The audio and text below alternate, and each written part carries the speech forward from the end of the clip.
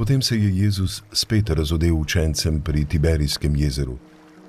Razodel pa se je takole: Simon Peter, Tomaž, ki se imenuje Dvojček, Natanael iz Galilejske Kane, Zebedejeva sinova in dva druga izmed njegovih učencev so bili skupaj. Simon Peter jim je rekel: Ribe grem lovit. Dejali so mu: Tudi mi gremo s teboj. Odšli so in stopili v čoln, toda tisto noč niso nič ujeli.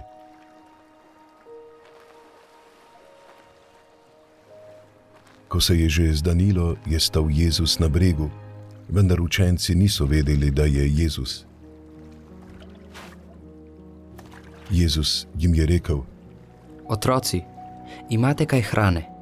Odgovorili so mu: Nič. Tedaj jim je rekel: Vrzite mrežo na desno stran čolna in boste našli.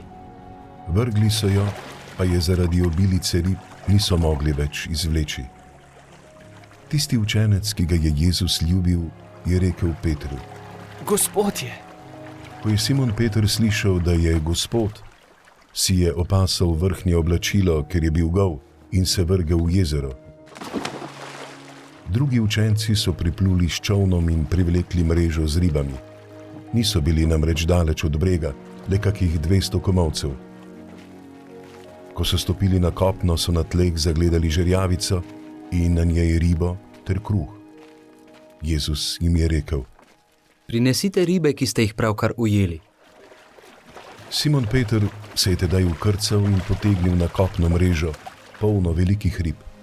Bilo jih je 153.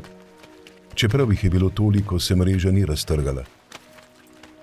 Jezus jim je rekel: Pridite jest. Toda nobeden izmed učencev si ga ni drznil vprašati: Kdo si ti? Vedeli so namreč, da je Gospod. Jezus je prišel, vzel kruh in jim ga ponudil. In prav tako ribo.